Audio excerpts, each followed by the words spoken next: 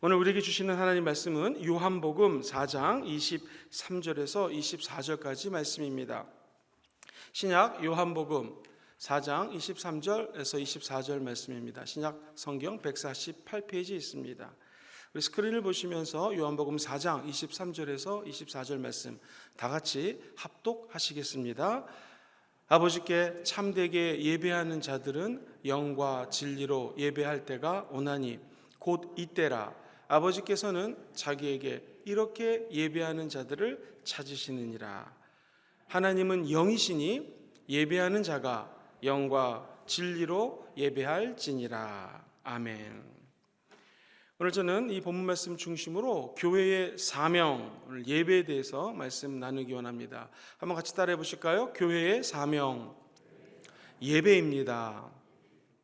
이 교회는 관계망으로 얘기를 하자면 세 가지 관계망이 있습니다. 첫 번째 관계는 하나님과의 관계입니다. 젊은 사람들은 네트워크라고 그러죠. 하나님과 얼마만큼 관계망을 잘 구축하느냐, 이 교회의 생명적인 일입니다.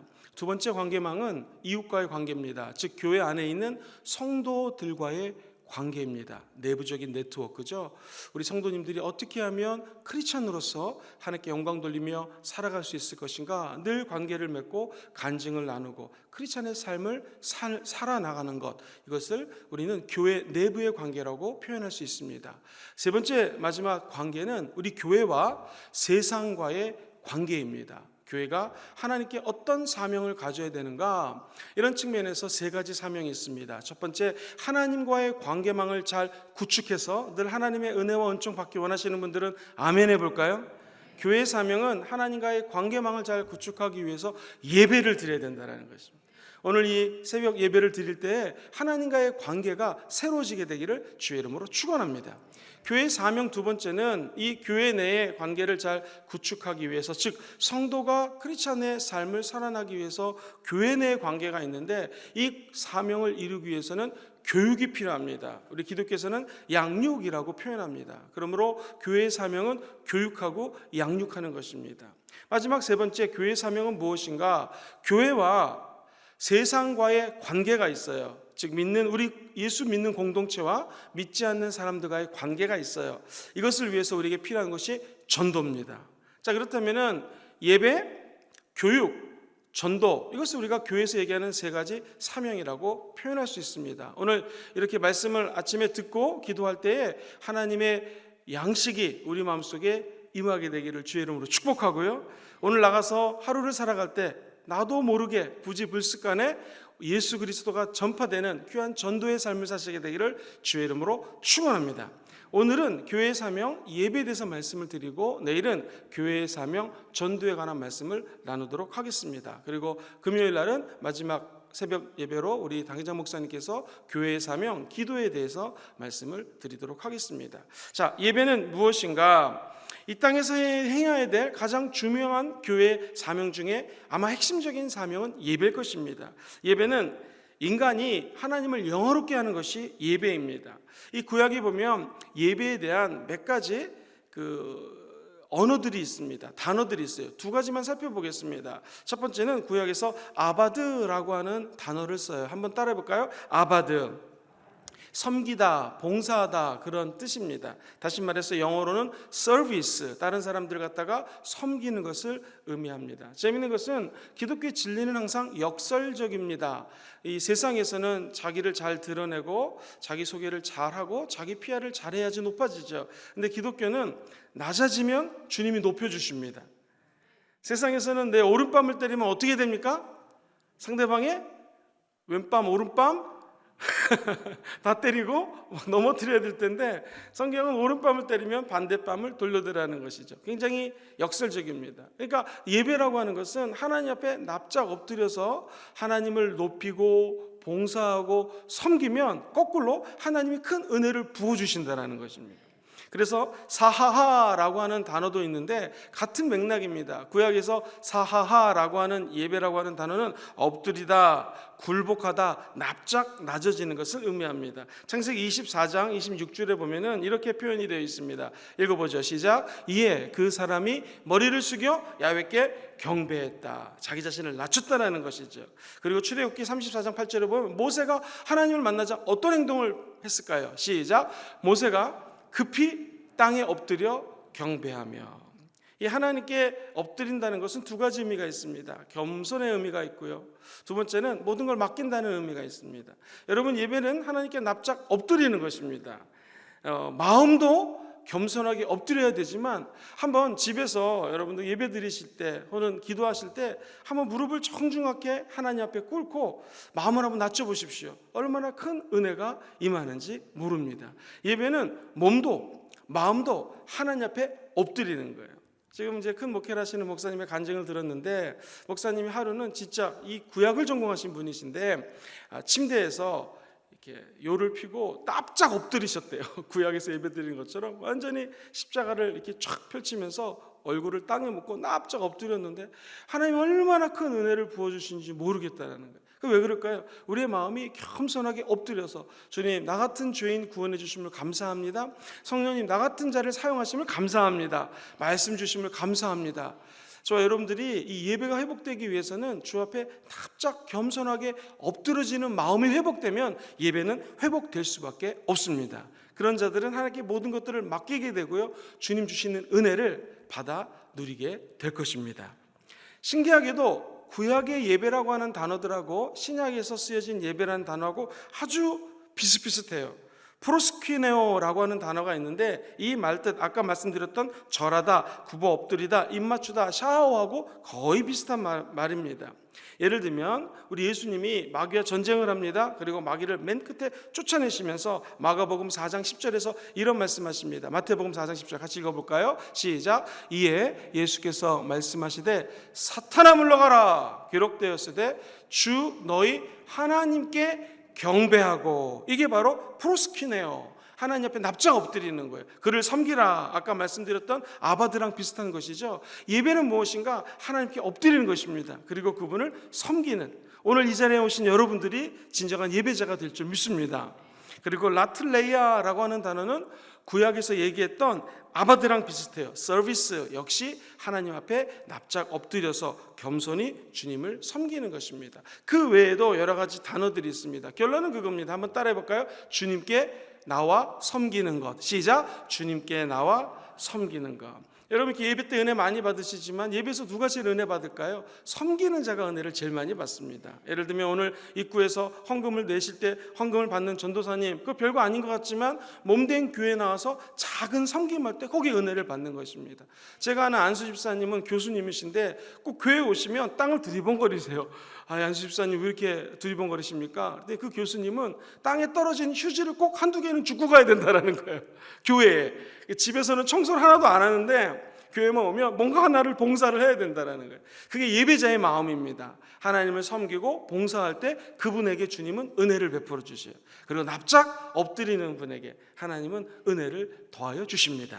자, 어원적으로는 그렇습니다. 그렇다면 예배의 본질은 무엇일까요? 늘 본질로 돌아갑시다 이런 얘기들을 많이 하는데 예배도 본질이 있습니다. 이것은 조금 어려운 말로 예배의 본질은 언약적이라고 표현해요. 쉽게 얘기하면 예배의 본질은 약속이라는 거예요. 약속. 하나님이 우리를 심판하지 않기 위해서 독생성자 예수님을 보내주신다고 약속하셨습니다. 여자의 후손이 너에게 나타나서 사탄의 머리를 상하게 할 거라고 창세기 3장 15절에 약속을 해주셨어요. 그 원래의 약속이 드디어 예수 그리스도를 통하여 실현됩니다. 예수님이 이 땅에 오셔서 아버지의 약속을 받아 병든 자들을 치유하고 마음이 상한 자들을 고치셨습니다. 그리고 이렇게 약속하십니다. 내가 아버지께로 가는 것이 유익이라 가면 너에게 성령을 보내주신다고 약속하셨습니다. 실제로 제자들이 모여서 오로지 기도하기 힘쓰자 성령이 약속대로 임합니다. 이것을 우리는 언약적 관계라고 그래요. 예배의 본질은 무엇인가? 하나님이 우리에게 약속하신 약속이 있어요. 그것을 우리는 그냥 언약이라고 그래요. 영어로는 covenant라고 그래요. 예배는 이 언약적인 관계에서 예배가 진행이 되는 것입니다. 다시 말해서 양방통행이에요. 하나님과 인간이 만나는 대화가 바로 예배라는 것입니다. 즉 하나님이 우리에게 말씀하시고 싶은 것이 있어요. 무엇을 통해서? 예배를 통해서. 우리가 하나님께 말씀드리고 싶은 게 있어요. 뭘 통해서? 예배를 통해서. 하나님이 우리에게 행하고 싶은 게 있어요. 뭘 통해서? 예배를 통해서. 우리가 하나님 앞에 행하고 싶은 게 있어요. 뭘 통해서? 예배를 통해서. 이처럼 하나님과 인간이 쌍방적으로 커뮤니케이션 할 수 있는 것이 예배예요. 그래서 예배는 언약적이다 이렇게 표현을 합니다. 목사님 한번 예를 들어봐 주시겠습니까? 우리가 아까 남산교구가 나와서 찬양을 했습니다. 얼마나 열심히 잘하시는지 은혜를 받았습니다. 자, 찬양을 한다는 것은 무엇입니까? 하나님께 우리가 받은 은혜를 하나님께 올려드리는 행위예요. 찬양을 통하여 영광을 올려드리는 것이죠. 누가? 교회가. 그럼 하나님 우리 교회에게 뭘 주십니까? 은혜를 주십니다. 말씀을 주십니다. 우리가 사도신경을 고백했어요. 하나님의 말씀을 고백하는 것이죠. 자, 우리가 대표 기도를 합니다. 그러면 우리 성도님들의 모든 기도 제목을 하나님께 말씀드리는 것이죠. 설교를 듣습니다. 이건 뭡니까? 하나님이 우리에게 행하고 싶은 행위가 있어요. 말씀이 있어요. 그것을 하나님이 누구에게? 교회에게, 다시 말해서 여기에 오신 여러분들에게 말씀하시는 거예요. 제가 지금까지 설명한 것을 understand, 모른다스탠드, understand 다 알아들으셨습니다. 예배는 뭐라고요? 예배의 본질은 하나님과의 언약, 약속이라는 거예요. 그러므로 저 여러분들이 이 예배 나올 때는요, 기도하실 때 강하고 담대하게 기도하십시오. 두세 사람이 내 이름으로 모여 기도하면 응답하신다고 우리 예수님 약속해 주셨습니다. 그 약속을 따라 기도하는 것이죠. 그리고 항상 예배를 드릴 때는요, 나의 아랠 것을 아뢰는 것도 중요하지만 하나님이 나에게 무엇을 말씀하시는가를 집중해서 들으실 때 우리는 그 말씀을 따라 행할 수 있다는 것입니다. 자, 그렇다면 예배는 하나님 중심의 예배일 수밖에 없겠죠. 왜? 하나님과의 언약을 따라 예배드리기 때문에 그렇습니다. 이방인이 제사 드리는 것을 보신 적 있으십니까? 비나이다 비나이다 고기 차려놓고 배 갖다 놓고 여러 가지 음식 갖다 놓고 신에게 제사를 지냅니다. 이건 뭐예요? 신을 대접하는 거예요. 잘 먹고 가세요. 그리고 우리 가정에게 물질 주세요. 이것이 이방 제사입니다. 근데 기독교의 예배 제사는 틀립니다. 예배는 하나님을 대접해 드려가지고 내가 축복받는 게 아닙니다. 예배는 무엇인가? 하나님이 나에게 은혜를 쏟아 부어줄 것을 믿고 그 약속을 따라 모이는 거예요. 할렐루야. 그리고 하나님이 나를 축복해 주지 아니하신다 할지라도 주님 주신 은혜가 너무나 감사하기 때문에 그분께 찬양을 올려드리는 거예요. 그분께 감사기도 드리는 거예요. 그리고 헌금도 이것을 하나님께 드림으로 말미암아 비즈니스 하는 것처럼 얼마를 축복해 주세요. 이건 올바른 예배관이 아닙니다. 하나님 주신 은혜가 감사하기 때문에 하나님께 올려드리는 거예요. 예배는 이처럼 쌍방간의 인격적인 관계라는 것입니다. 그래서 이방인의 제사와 우리 예수 그리스도를 믿는 크리스찬의 예배는 너무나 틀립니다. 그래서 예배를 잔치집에 많이 비유를 합니다. 잔치 좋아하시는 분들 아멘 해볼까요? 별로 좋아하시는 분들이 없으시는데요. 잔치가 열렸다 그러면 주인이 있습니다. 손님이 있어요. 결혼식을 하면 하객들이 있겠죠. 그리고 꼭 결혼식을 끝나고 나면 음식을 차립니다. 우리나라는 전통적으로 국수를 만들어서 말아서 대접을 합니다. 어찌됐건 예배가 잔치라면 한번 우리 성도님들께 질문을 드려보겠습니다. 자, 예배의 주인은 누구실까요? 우리 인간이 막 연구하고 막 애써가지고 하나님께 주인이 돼서 올려드리는 게 예배가 아닙니다. 예배의 주인은 하나님이십니다. 주인 되신 하나님께 영광을 올려드리는 것이죠. 손님은 누굽니까? 교회입니다. 즉 하나님의 일하심, 하나님의 말씀하심을 체험하기 위해서 이 자리에 모이신 성도님들 한 분 한 분들이 교회예요. 우리 순복음 금중교회가 하나님이 사랑하는 교회인 줄 믿습니다. 우린 손님으로 이곳에 왔다라는 것이죠. 자, 그러면 질문을 드리겠습니다. 이 모든 잔치는 음식이 있어요. 교회에서 나눠드리는 음식은 무엇일까요? 1번 갈비탕, 2번 은혜. 정답 뭘까요? 은혜라는 거예요. 은혜. 은혜를 먹기 위해서 예배에 참석했다라는 거예요. 은혜는 무엇인가? 하나님이 행하시는 일들이에요. 다니엘 저녁에 모여서 기도를 하고 난 다음에 며칠 지났지만 어떤 성도님이 그런 말씀을 하세요. 그때 기도했던 게 당장 응답하지 않았는데 한 며칠이 지나면서 조금씩 응답되는 것을 체험하게 됩니다. 이게 뭐예요? 하나님이 행하시는 일들이에요. 인간이 할 수 없는 것을 하나님이 갑자기 행한다라는 거예요. 마땅히 연락 올 때가 있는데 연락이 안 와요. 그런데 기도하고 예배드렸더니 연락이 와요. 이게 하나님의 은혜입니다. 하나님의 하늘 양식, 하나님의 말씀, 이게 은혜입니다. 하나님의 아들 예수 그리스도, 그분이 은혜입니다. 그렇다면 우리는 이 말씀 잔치에 왜 왔습니까? 예배라는 잔치에 왜 모였습니까? 주인 되시는 하나님께 영광을 돌리기 위함입니다. 무엇을 통하여? 같이 해보실까요? 찬양과 기도와 그 다음에 뭘까요, 여러분? 헌금을 통하여 하나님께 영광 돌리는 것입니다. 그리고 우리는 무엇을 받아갑니까? 은혜를 받아간다는 거예요. 그러므로 예배를 드릴 때마다 하나님 중심, 예수 중심, 성령 하나님 중심의 예배를 하는 것은 바로 이것입니다. 주인 되신 하나님 아버지가 우리 가운데 함께 계십니다. 할렐루야. 그리고 예수 그리스도가 교회의 머리라고 그러죠. 머리 대신 예수님이 손님으로 우리의 머리가 되어서 신부인 저와 여러분들을 이곳에 모았다라는 것이죠. 그렇다면 무엇을 위하여? 성령 하나님을 통하여 우리에게 은혜를 주시기 위해서 이것으로 모였다라는 것입니다. 그러니까 성부, 성자, 성령 하나님 중심의 예배를 드려야 된다는 것이죠. 조금 더 깊이 들어가겠습니다. 예배는 예수 그리스도의 부활, 이것으로 새로운 창조가 시작된 것입니다. 할렐루야. 그리고 예수님이 곧 재림하실 것입니다. 이것은 무엇입니까? 새로운 창조의 완성이에요. 그러면 부활하신 예수님을 믿으시면 아멘 해볼까요? 새 창조가 시작이 된 거예요. 쫙 진행이 되다가 우리 주님이 재림할 것을 믿으십니까? 새 창조가 완성이 되는 거예요. 그 가운데에서 저와 여러분들이 이곳에 모여서 예배드리는 거예요. 무엇을 예배드릴까요? 주님의 재림, 다시 말해서 새 창조가 완성될 것을 같이 해보시죠. 대망하며, 시작. 대망하면서 예배를 드리는 거예요. 그래서 영원하신 안식을 주실 예수 그리스도를 바라보면서, 말 그대로 성령 대망회가 그런 거지 않습니까? 성령님의 임재를 통하여 진정한 안식을 주실 오 하나님 바라봅니다 하면서 예배를 드리는 것이 진정한 예배라는 것입니다. 예배는 이 새 창조를 기념하는 거예요. 새 창조, 재창조, 예수님 때문에 가능합니다. 예수 그리스도 안에 있으면 새로운 피조물입니다. 이전 것은 지나갔으니 보라 새 것이 되었느니라. 우리가 근심과 걱정과 어려움 때문에 기도 제목 갖고 이곳에 오신 분들이 있을 것입니다. 그러나 오늘 예배를 드리면 예배학적으로 따지게 되면은 예수 이름으로 선포합니다. 새 창조의 능력이 재현될 것입니다. 여러분이 새 창조, 하나님의 재창조를 기대하시면서 예수 안으로 들어가십시오. 그러면 이전의 근심과 걱정은 사라집니다. 오늘 진정한 예배를 드린 여러분들에게는 새로운 일들이 펼쳐지게 될 것입니다. 목사님, 주일 예배는 뭐죠? 왜 우리가 주일날 모여서 예배를 드립니까? 이렇게 말씀을 드리고 싶습니다. 영원한 안식이 있거든요. 그 안식을 미리 땡겨서 맛보는 시간이 바로 이 주일 예배예요. 구약 개념으로는 안식일이라는 것입니다. 그래서 주일날 예배를 나올 때는요, 그냥 의무적으로 오늘 또 주일이네 이렇게 나오시면 안 되고, 오늘 내가 예배를 드림으로 말미암아 나에게 주실 참된 안식, 주님의 영원한 안식을 미리 땡겨서 맛보겠습니다, 이런 기대하는 마음으로 나올 때 하나님은 더 큰 은혜를 선물해 주실 줄 믿습니다.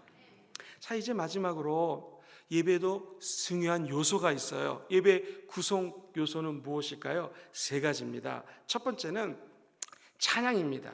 찬양은 하나님이 우리에게 주신 은혜가 있습니다. 그 은혜에 대해서 반응하는 것, 이게 바로 진정한 의미의 찬양입니다. 우리 에베소서 5장 19절 말씀 같이 한번 읽어보겠습니다. 성경은 이렇게 권면해요. 찬양에 대해서 시작. 시와 찬송과 신령한 노래들로 서로 화답하며 찬송하며, 시와 찬송과 신령한 노래들로 서로 화답하며 우리끼리 교제하며 하나님께 영광을 올려드리라는 것입니다. 자, 여러분 한번 생각해 보십시오. 우리가 찬양을 할 때는 뭐 혼자 모여서 혼자서 예배를 드려도 찬양이죠. 근데 성경은 서로 화답하라고 그랬어요. 무엇으로? 찬양으로. 제가 한 1년 전부터 이가 좀 시려가지고 이게 왜 이가 시리지? 근데 찬 물을 마시지 못하는 거예요. 근데 그저께 너무 이가 아파가지고 이제 치과에 갔더니 의사 선생님이 톡톡 두들겨 보더니 목사님, 이가 금이 갔습니다. 이가 금이 간 경험 있으십니까? 몇 분 계시는데요. 무지 이게 아픕니다. 그래가지고는 의사 선생님이 이거는 고칠 수 없으니 빼버려야 됩니다. 그래가지고 무지 막지하게 빼버리셨어요. 얼마나 아픈지. 그런데 이를 빼니까, 그동안 한쪽 어금니를 빼니까 이게 씹을 수가 있었던 이가 없어지니까 그렇게 허전한 거예요. 그래서 평상시 감사하지 못했던 그 어금니가 너무나 그립고 감사한 거예요. 여러분, 우리 예배를 드린다 그러면 우리 성도가 한 명 안 왔다, 이거 별거 아닙니다. 아닙니다. 성도가 한 분 안 왔다 그러면 우리는 공동체거든요. 손과 발과 손톱 발톱이 있는 것처럼 장로님 중에 한 분이 오늘 못 오셨다, 이거 큰일입니다. 우리 성도 중에서 한 분이 안 모였다, 이거 큰일일 수 있어요. 왜? 그분의 찬양이 하나가 되어서 서로 화답하며 하나님께 올라갈 수가 있는 것입니다. 우리 안수집사님 중에 몇 분이 안 나오셨다, 이게 큰일일 수 있는 거예요. 우리 성도 중에서 예배에 조금 빠지셨다, 왜? 찬양은 함께 모여서 그 공동체가 하나님께 진정과 신령과 진정으로 예배를 올려드리는 것입니다. 그러므로 너희들은 모이게 힘쓰라 라고 하신 이유가 거기에 있는 것입니다. 더 중요한 것, 이렇게 하나 되어서 신령한 노래로 하나님께 찬양 드릴 때에 더 중요한 게 있습니다. 이 에베소서 5장 19절 말씀인데 그 바로 전절은 무엇이냐면 너희들은 세상 술에 취하지 말라. 왜냐하면 이는 방탕한 것으로 인도할 뿐이니 너희들은 성령의 충만함을 받으라. 즉 성령 충만할 때 진정한 예배를, 찬양을 하나님께 올려드릴 수가 있는 것입니다. 여기 계신 모든 분들은 늘 하나님께 나와 신령과 진정으로 예배하시며 무엇보다도 찬양하시게 되기를 주의 이름으로 축원합니다. 그런 의미에서 골로새서 3장 16절 말씀을 같이 한번 읽어봅니다. 골로새서 3장 16절 시작. 그리스도의 말씀이 너희 속에 풍성히 거하며 모든 지혜로 피차 가르치며 권면하고 시와 찬송과 신령한 노래를 부르며 무슨 마음으로요? 감사하는 마음으로 모여서 하나님을 어떻게 하라? 찬양하라. 시와 찬송과 신령한 노래를 하나님께 마음껏 부르시는 예배자가 되기를 주의 이름으로 축원합니다. 뿐만 아니라 늘 성령의 충만함을 받아 따라해 보실까요? 감사함으로 하나님을 찬양하면 거기에는 반드시 기적이 따르게 되어 있습니다. 두 번째, 기도입니다. 예배의 본질은 아까 제가 언약적이라고 그랬습니다. 약속을 따라 예배를 드리는 것이 진정한 예배의 본질이라고 그랬습니다. 다시 말하면 하나님과 백성 사이의 대화입니다. 예배는 대화다. 시작. 예배는 대화다. 자, 예배가 대화라고 하는 말은 이 대화의 주도권자가 있다는 거예요. 대화의 주도권은 누가 쥐고 있을까요? 하나님이 쥐고 있다는 거예요. 예를 들어 보겠습니다. 여기 왕이 있습니다. 신하가 왔습니다. 왕이시여, 지금 너무나 경제가 힘듭니다. 어떻게 하면 좋을까요? 막 물어봅니다. 이 대화의 주도권은 누가 있습니까? 왕에게 있습니다. 힘드냐? 그럼 첫 번째, 세금을 좀 감면하도록 하여라. 두 번째, 금정구에 사는 사람들에게는 5만 원씩 카드를 줘라. 세 번째, 경기가 어려우니 많은 일자리를 만들어가지고 백성들이 일자리를 좀 많이 가질 수 있도록 하여라 라고 왕이 명령하는 것이죠. 그 밑에 있는 사람이 왕이시여 이렇게 할까요? 5만 원은 장싸오니 우리도 다른 구처럼 10만 원을 줍시다, 뭐 이렇게 할 수가 없는 것이죠. 왜? 왕이 주도권을 갖고 있다는 것. 기도도 마찬가지입니다. 우리가 하나님을 바꿀 수 없습니다. 하나님의 말씀은 1.1획도 변하지 않아요. 할렐루야. 그 하나님이 말씀하시는 것을 우리가 듣는 것이죠. 기도는 하나님과 대화하시는 것인데 모든 대화의 주도권은 우리 하나님 아버지가 가지고 있다는 것을 잊지 않게 되기를 주의 이름으로 축원합니다. 그러면 우리는 어떻게 될까요? 그 주도권을 가신 하나님 앞에 말씀을 아뢰는 것이죠. 상고하는 것이죠. 그때 하나님은 여러분들의 기도를 들으시고 하나님의 뜻대로 응답하시고 은혜를 더입혀 주실 줄 믿습니다. 마지막 세 번째, 예배의 세 가지 요소는 찬양, 그리고 무엇보다도 중요한 하나님께 무엇을 드린다고 그랬죠, 여러분? 기도 올려드린다고 그랬죠. 세 번째는 무엇입니까? 말씀입니다. 한번 따라해 볼까요? 말씀.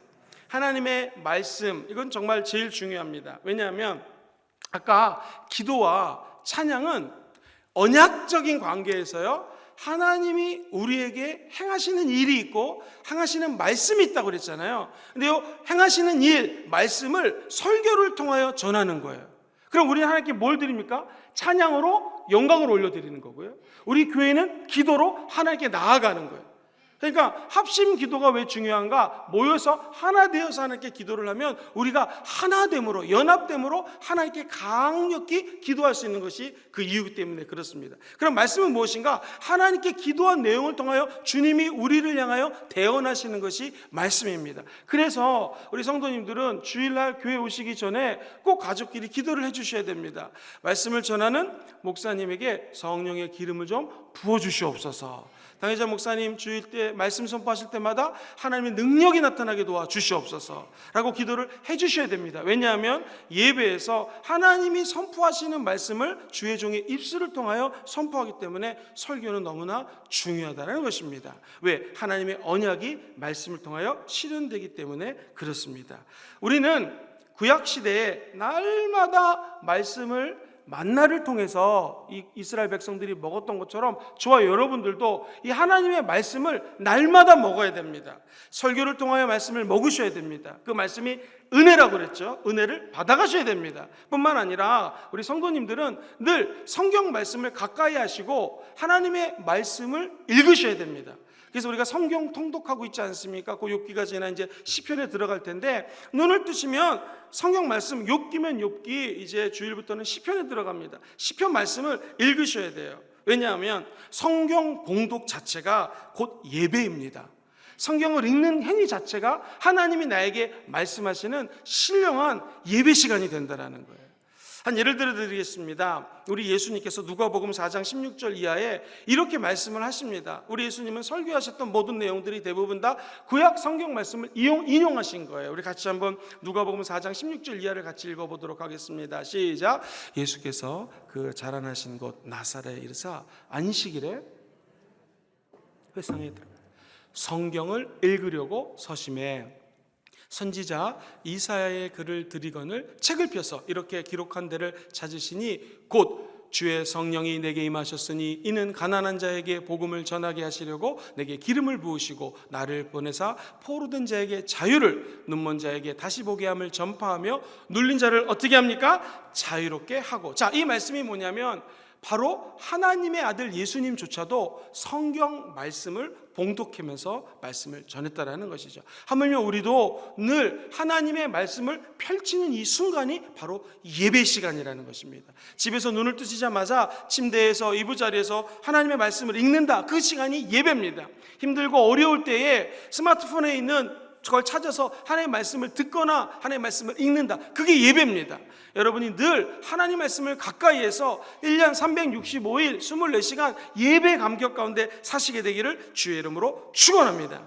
늘 하나님 말씀을 사모하시는 여러분들, 오늘 이 새벽에도 말씀 사모하시고 은혜 사모하여 모인 줄 믿습니다. 진정한 예배를 하나님의 언약적인 약속적인 관점에서 누리시고 그 축복을 받으시게 되기를 주의 이름으로 축원합니다. 오늘 본문 말씀 같이 한번 읽고 말씀을 마치도록 하겠습니다. 우리가 너무나 잘 아는 요한복음 4장 23절에서 24절 말씀입니다. 다 같이 한번 읽어보도록 하겠습니다. 시작. 아버지께 참되게 예배하는 자들은 영과 진리로 예배할 때가 오나니 곧 이때라. 아버지께서는 자기를 어떤 자들을 찾아요? 이렇게 예배하는 자를 찾으시느니라. 오늘 이 아침에 여러분들을 하나님께서 찾고 응답하여 주실 줄 믿습니다. 예배하는 자는 성령과 진리, 말씀으로 예배하라는 것입니다. 성령 하나님이 말씀을 깨닫게 하시고 말씀을 성령을 통하여 들으시고 오늘 다 응답받아 가신 여러분 되기를 주의 이름으로 축원합니다.